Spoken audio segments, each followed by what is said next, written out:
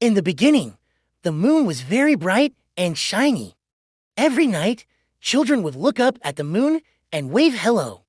They loved it when the moon waved back. The moon enjoyed being admired by everyone. It felt good to be so important. One day, the moon was just not in the mood for waving. All the kids were getting ready for bed, but the moon wasn't interested in waving to them. Why should I wave? The moon asked itself. I'm tired of always having to entertain these silly kids. Don't they have anything better to do? I wish they'd leave me alone. And the moon decided to stop waving until further notice. When the children looked up at the moon and saw that it wasn't waving, they were deeply disappointed. Little Timmy was especially sad because he had a big test the next morning at school, and the moon was supposed to help him focus. Without the moon's soft light, Timmy couldn't fall asleep.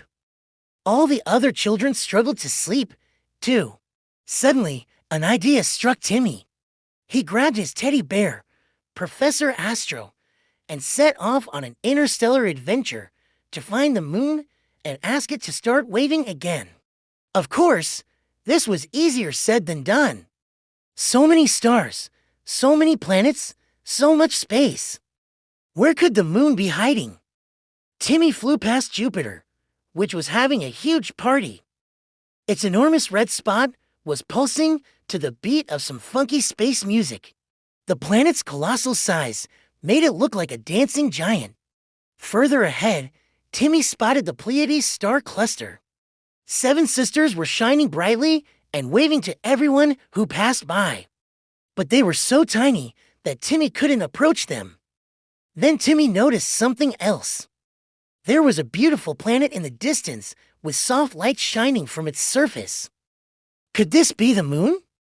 Timmy sped towards the planet. As he got closer, he heard beautiful singing coming from it. Timmy landed his rocket ship on a nearby asteroid and went down to the planet below. The singing came from a small house surrounded by a lush garden. Timmy knocked on the door. A little alien girl opened it and asked, "Can I help you?" "Hello," said Timmy. "I'm looking for the moon. Have you seen it around here?" "The moon." The little alien looked confused. "What moon?" "I haven't seen any moons around here." "Oh," said Timmy, disappointed. "Well, maybe you could tell me where the sun is. It might know where the moon is." "The sun," the alien said, giggling. "You silly earthling. You're standing right next to the sun.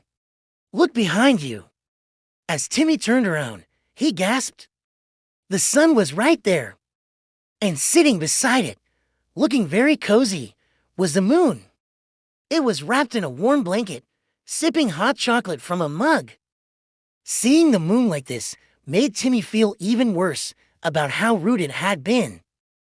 How could he have yelled at such a sweet, innocent creature? Tim bit his lip.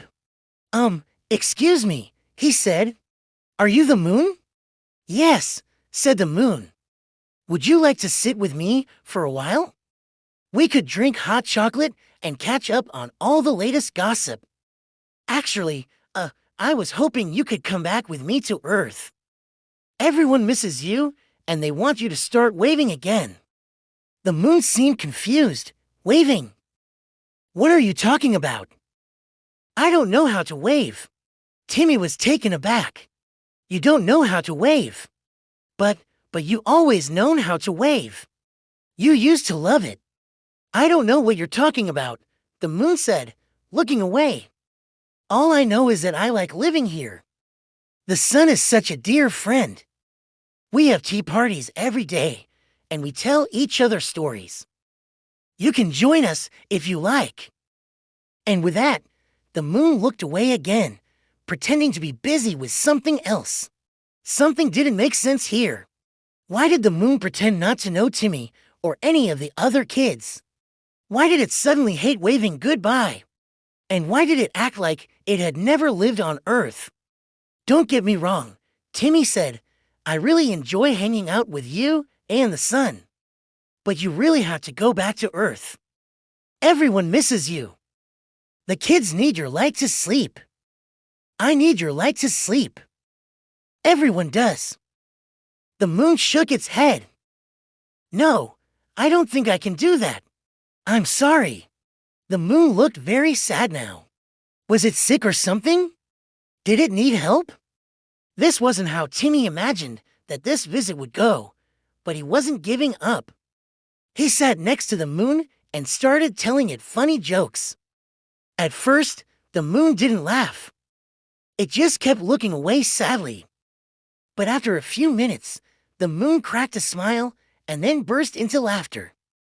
Soon, both Timmy and the moon were laughing uncontrollably. It felt so good to laugh again. Thank you, Timmy, the moon said, wiping happy tears from its eyes. I haven't laughed this much in a long time. You're welcome, said Timmy. But please, you still have to go back to Earth. Everyone misses you. Okay, the moon said. I promise I'll go back and wave to everyone. I'll even tell them all about my new friend, Timmy. And that's exactly what the moon did. That night, all the children were looking forward to waving at the moon. But instead of only waving, the moon told them fun facts about its new friend, Timmy. It told them about his teddy bear, Professor Astro, and how he loved drinking hot chocolate. The children listened intently and promised to keep secret everything the moon told them. The next night, the moon waved to the children and told them even more exciting stories. It spoke of faraway planets and strange aliens. Sometimes it would make funny faces, and the children would giggle and ask for more. Every night the moon shared new stories with the children, and soon they couldn't imagine their nighttime routine without it. Now, this is not to say that the moon forgot about its friend, Timmy. It would often sneak away from the others and visit Timmy in his room.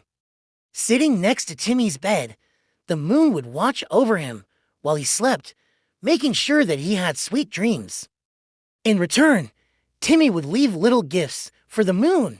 One day, he left a drawing of the two of them being friends. Another day, he left a moon-shaped cookie. The moon cherished these gifts and Timmy's friendship. One day, though, Timmy found a way to make the moon even happier. He discovered a big box full of glow-in-the-dark stickers. He stuck one on the moon, then another, and then another. Soon the moon looked like a huge disco ball covered in countless sparkling stars. When Timmy finished decorating the moon, he took a step back and asked, "Do you like it?" The moon beamed with joy. "It's perfect," it whispered. "Thank you, Timmy."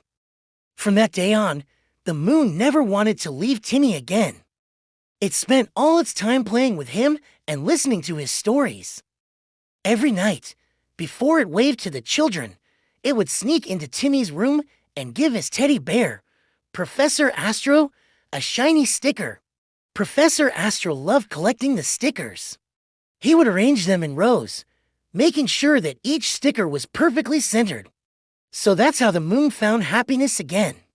It made new friends and remembered how important it was to be kind and helpful. And you know what? The children didn't mind that the moon wasn't waving anymore. They had each other, and their friendship was the brightest thing of all. And that's all for today, little ones. I hope you enjoyed the story. If you liked it, please give this video a thumbs up. And don't forget to subscribe for more amazing stories.